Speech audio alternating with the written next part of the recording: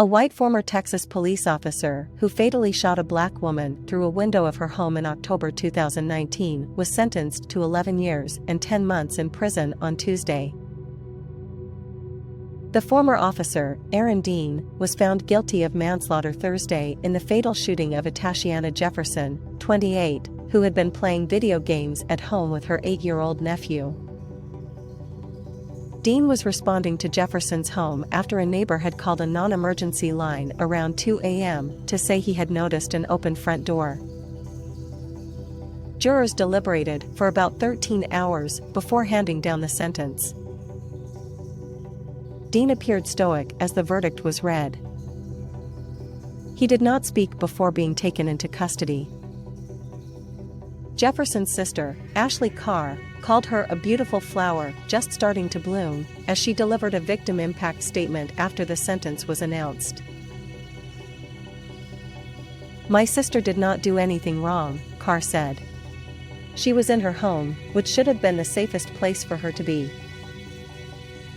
Jurors began deliberating Monday after hearing testimony from witnesses that included Jefferson's brother and a forensic psychologist who conducted Dean's psychological evaluation before he became a police officer in Fort Worth.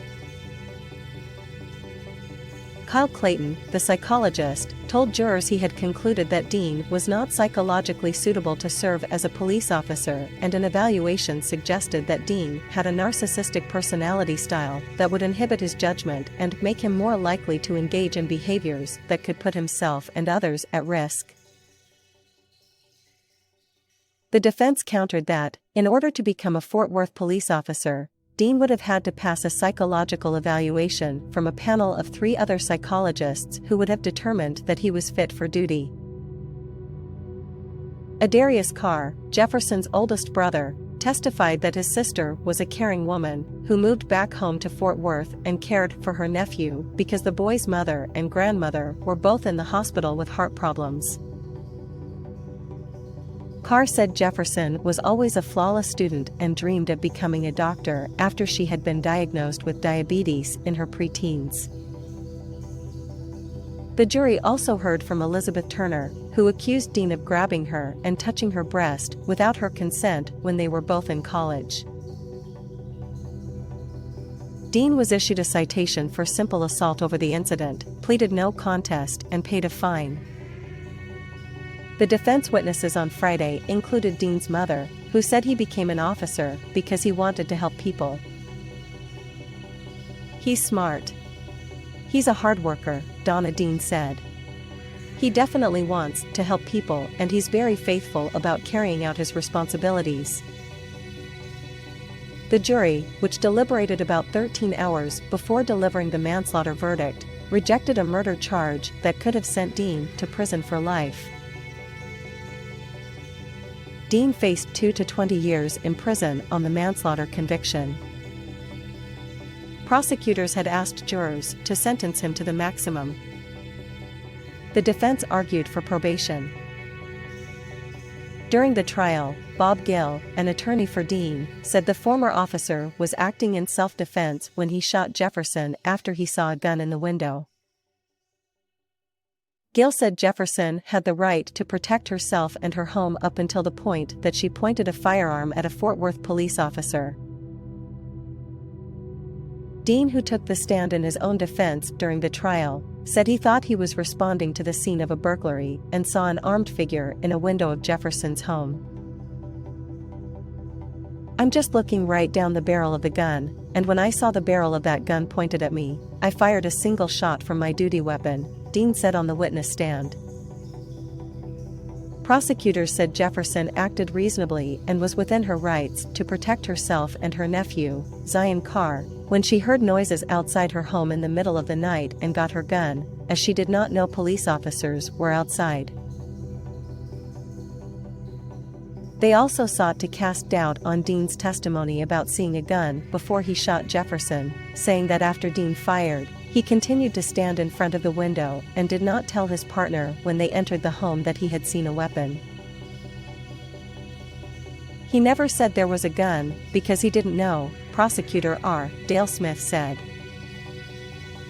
The shooting in 2019 led to widespread criticism and prompted calls for police accountability and racial justice in law enforcement.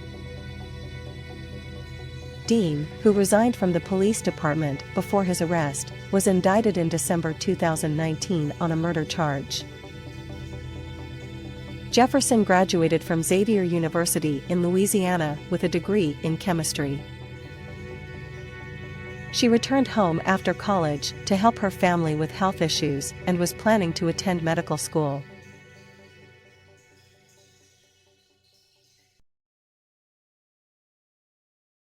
Nassau County Republican leader says allegations about George Santos' resume are serious.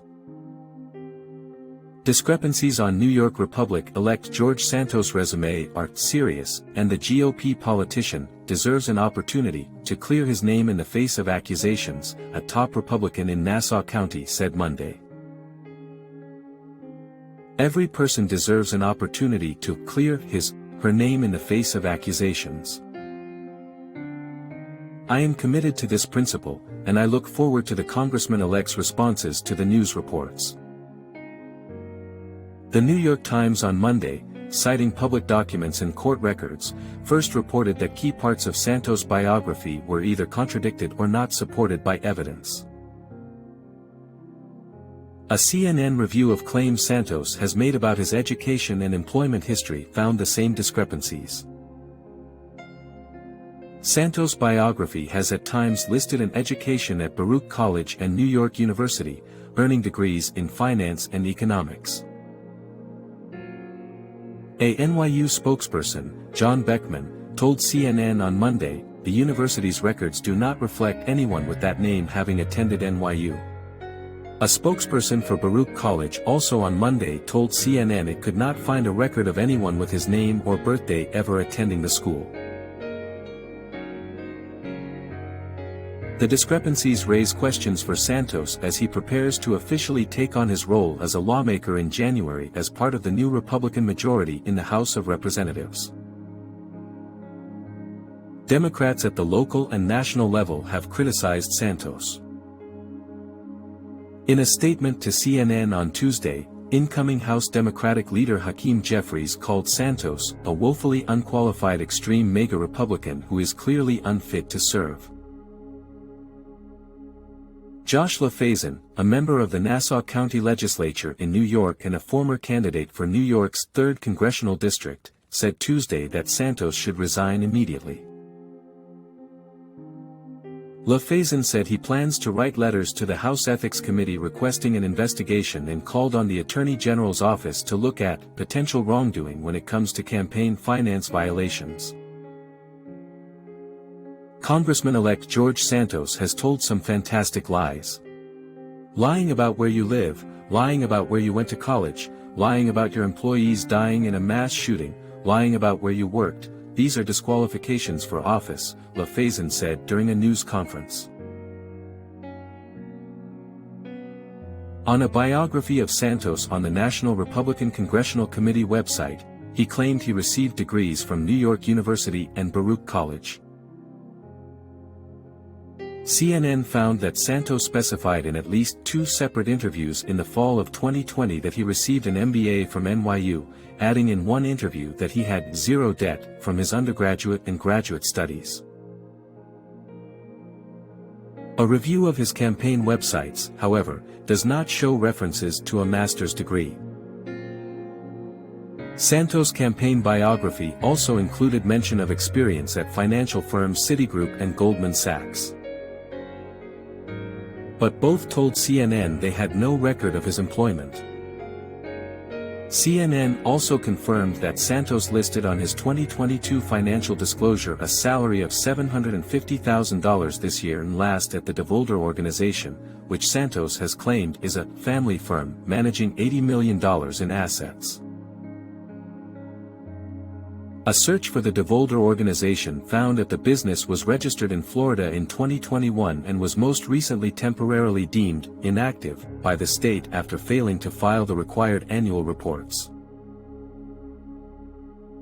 A website or LinkedIn profile could not be found, and Santos failed to report any of the clients he served in his financial disclosure. Santos also claimed he founded and ran his own charity called Friends of Pets United.